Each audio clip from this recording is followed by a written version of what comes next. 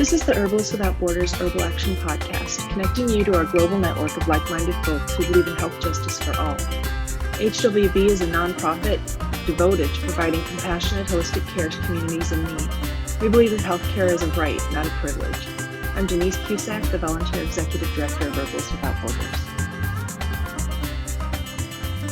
Kristine Brown is a registered herbalist with the American Herbalist Guild, herbal educator, writer, and artist from the St. Louis area. She's the mastermind behind Herbal Zine, a beautiful magazine that's been exposing kids to the wonders of plants and herbs, and she's the author of the new book, Herbalism at Home. So welcome, and thanks for talking to me today. Hi, Denise. Thank you for having me on your podcast. I'm extremely honored to be here today. So we're going to jump right in, which is, you work with kids and produce so many different wonderful things. So in the world of herbalism, we often overlook the future of herbalism, which is kids. So many of us have raised our own kids, exposed to the wonders of medicinal plants and herbalism, plant conservation, the natural world, and educating kids is such a critical aspect of saving all of the endangered plants for now and in the future. So tell us a little bit about your magazine and how it's evolved over the years with those topics. Okay.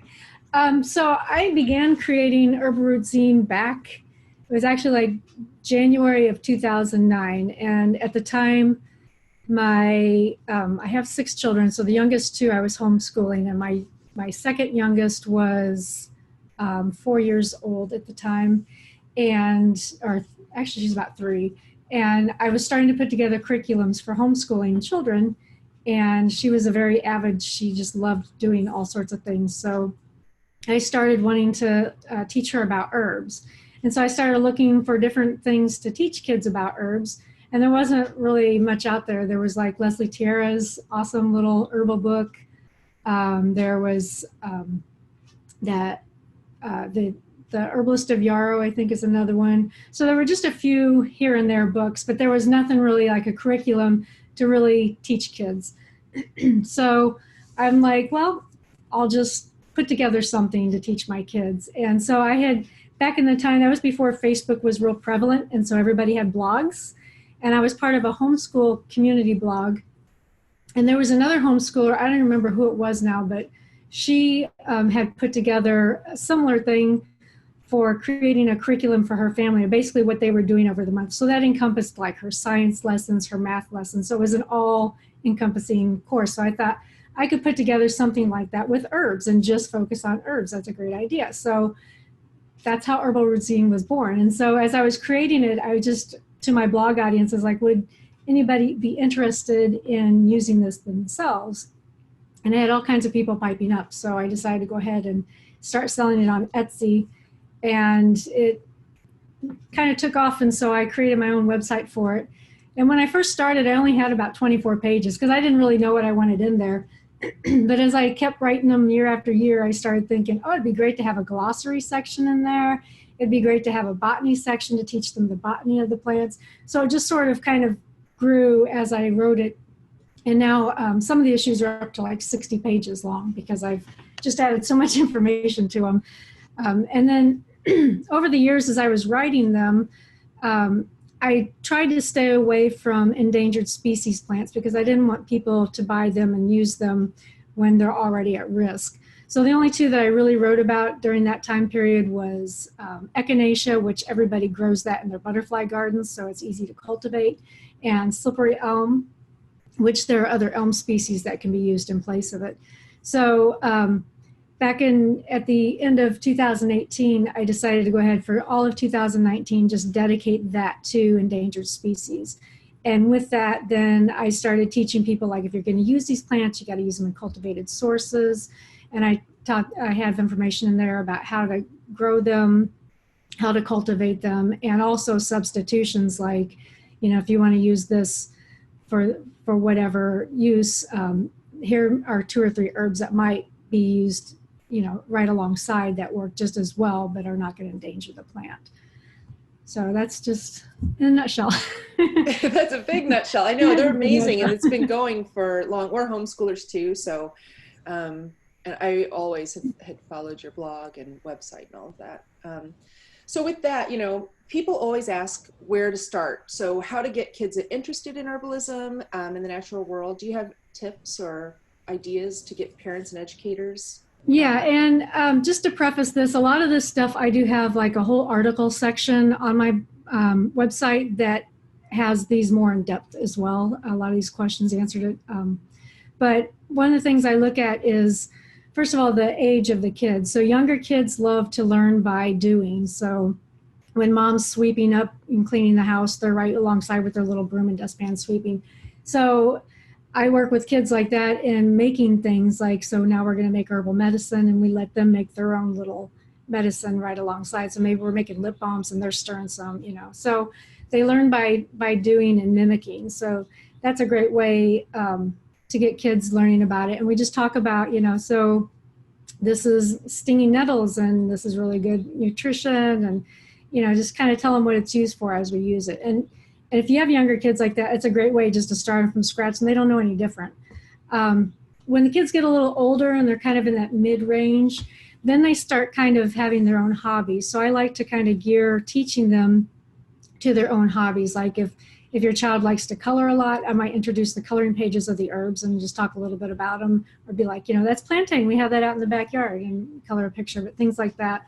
If they're into cooking, I'll try to suggest they use different recipes to incorporate the herbs into either foods or like making popsicles or sodas, things like that.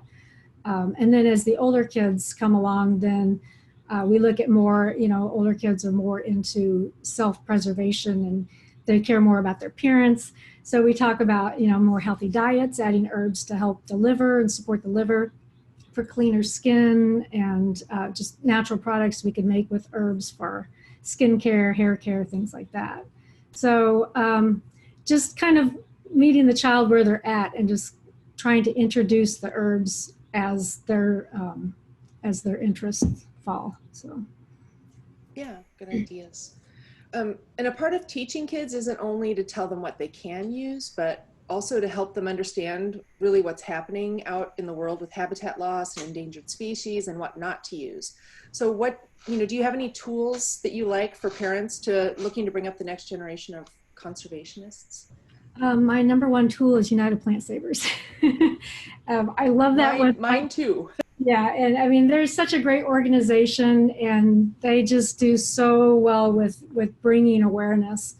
And so I definitely suggest people to look at their website of the resources they have available.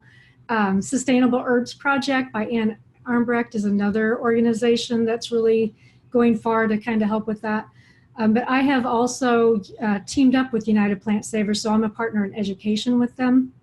So anybody who joins my online courses, the year-long courses, they're automatically given a membership to United Plant Savers, so they can take advantage of all the United Plant Savers resources as well.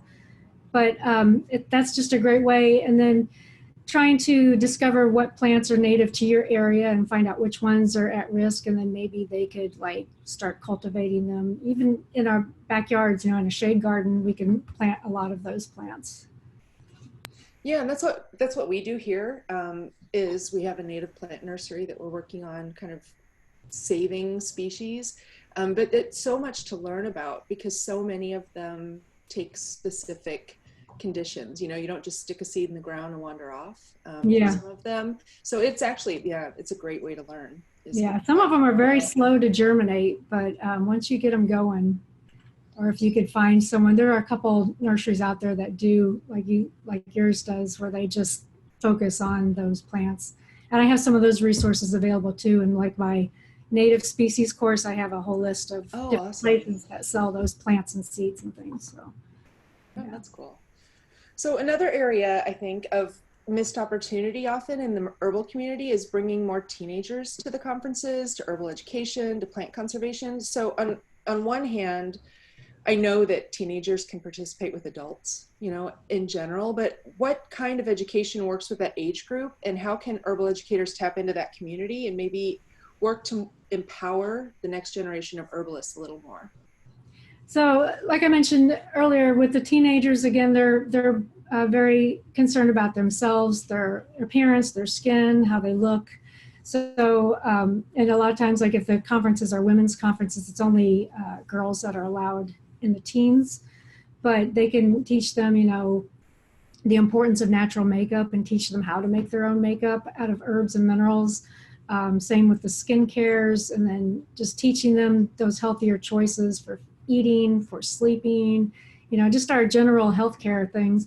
And also, I think it would be great if we would take the teens and those that do know some about herbs, kind of turn them over to helping with the younger generations, because empowering them to teach the younger kids, that gives them pride, and they like, I know this and I can help with this. And so that kind of helps for them to reinforce what they've learned and share it with the next generation below them.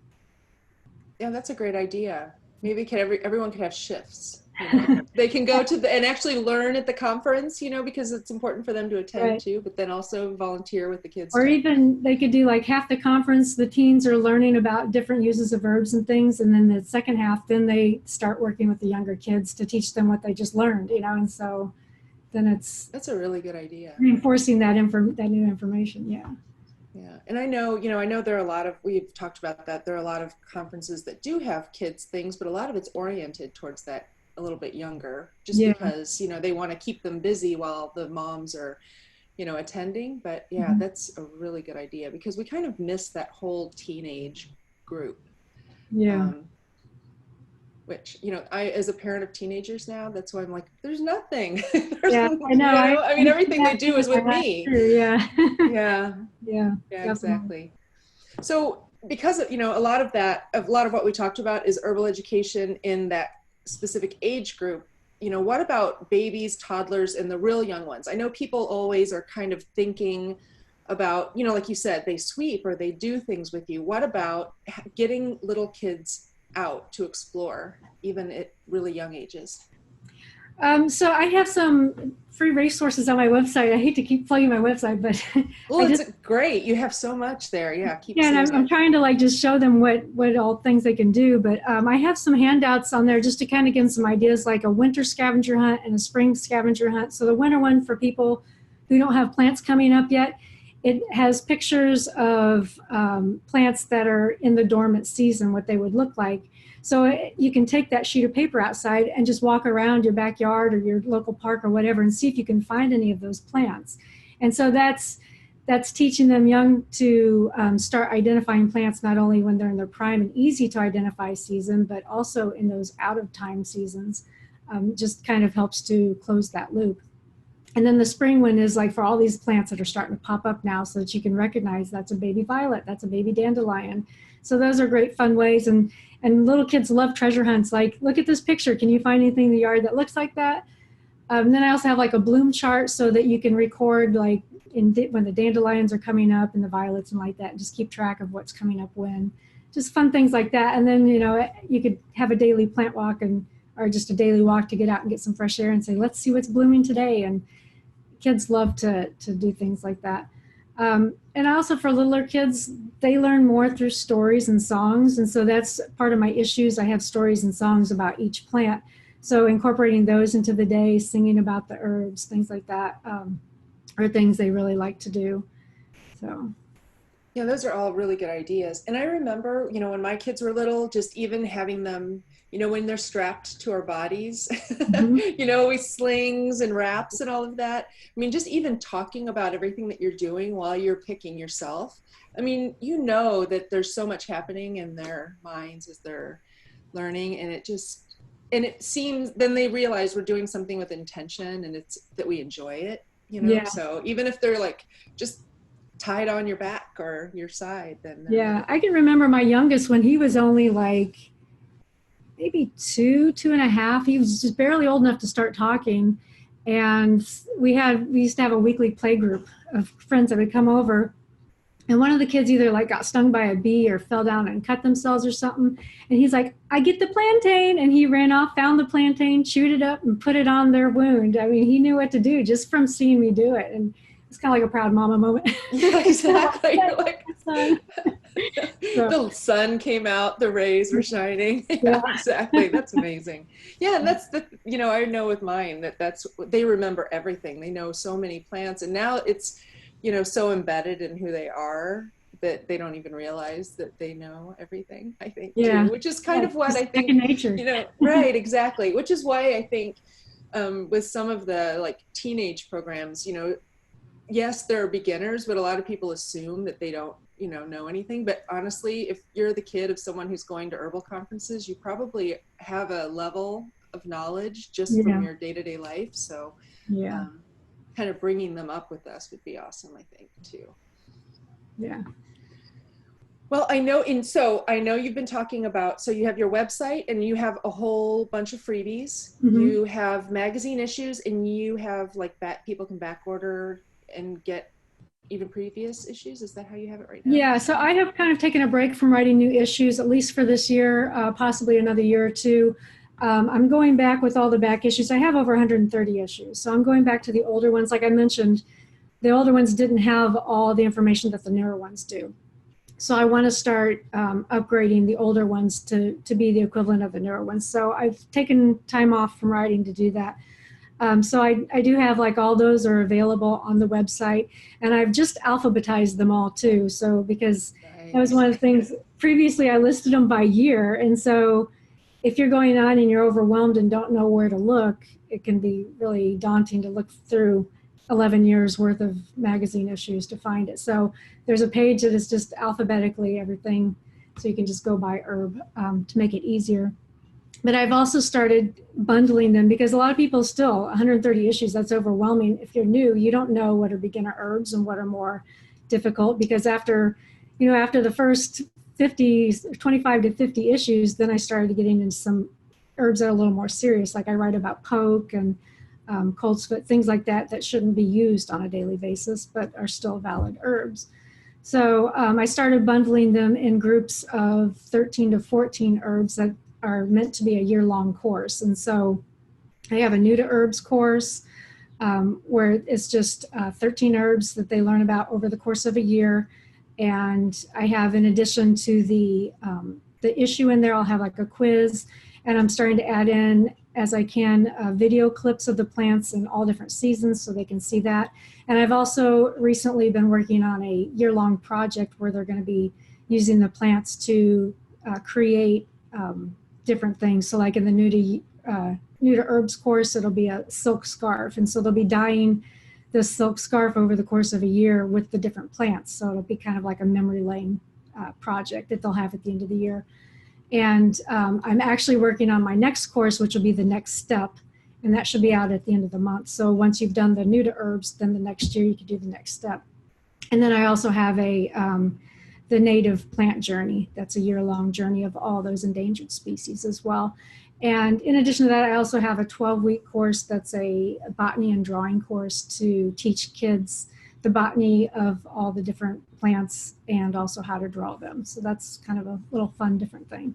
So. Yeah, that's amazing. And I know when we first planned recording this, with the whole, coronavirus thing wasn't quite so intense in the US here. And so I know a lot of people right now are like, what do we do now that we're all at home? So having online classes is amazing. And I know that a lot of people are probably looking for things to do with their kids for the next couple months. And it's a good way to get started, to be able to have like all the magazines and have classes, and you have a book now too. So it's like, then they have plenty of material.